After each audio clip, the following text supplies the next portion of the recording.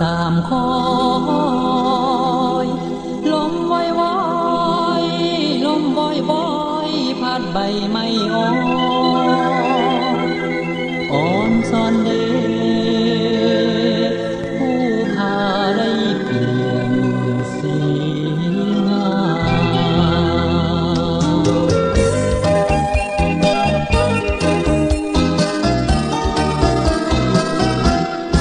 น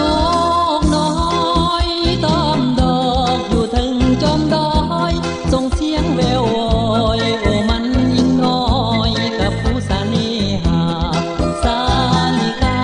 ถึงผู้ดีบอนห้องส่งพรตอนหาปีใหม่เป็นปีมาใสดอ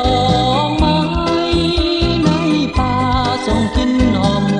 วนขอมอบไว้เป็นของขวัญให้นักโลกโปรดปล่อยปราสาท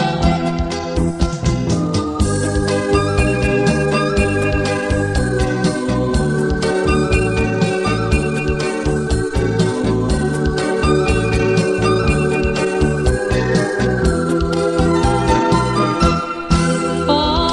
ห้องกองส่งอยู่กลางเวหาได้อวยพรมาให้พวงพระสานมีสุขาป้าใหม่สร้างประเทศลาวให้โสดใสสร้างเมืองลาวให้สีวิไลให้สารลาวใด